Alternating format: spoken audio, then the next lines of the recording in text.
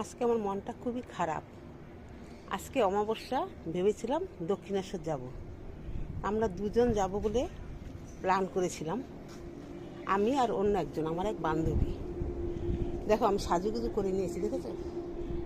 এই তো সাজুগুজু করেছি, কানের পরেছি, অন্য একটা গলায় পরেছি, শাড়ি টাড়ি পরেছি।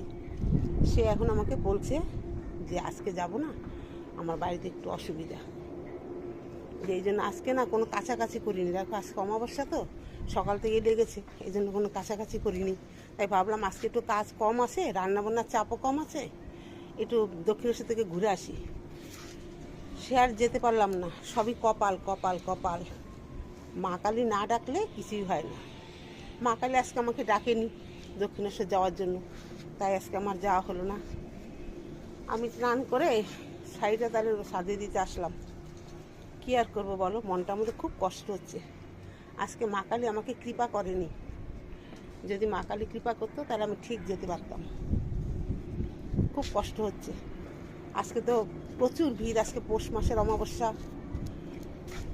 আজকে যা ভিড় হবে দক্ষিণেশ্বর, কালীঘাট, তারাপীঠ, প্রচুর ভিড় হবে।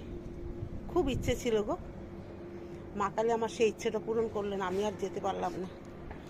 মনটার মধ্যে খুব কষ্ট লাগছে। তুমি বলো, সেজে গুজে যদি যেতে না পারি, ও যদি আগের থেকে বলতো যে যাব না, তাহলে কিন্তু আমার এতটা কষ্ট হতো না।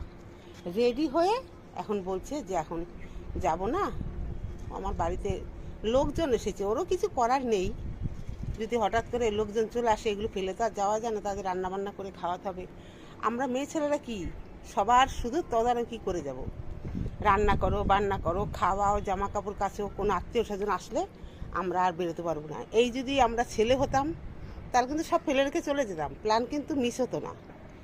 কিন্তু আমরা তো কি বলবো আর, দুঃখের কথা কিছু বলাও যায় না। মেয়ে হয়ে জন্মেছি, কপালটাই খারাপ, তাই মেয়ে হয়ে জন্মেছি, যাওয়ার হলো না। আজকের এই পর্যন্ত। মনটার মধ্যে খুব কষ্ট। রাখি বন্ধুরা।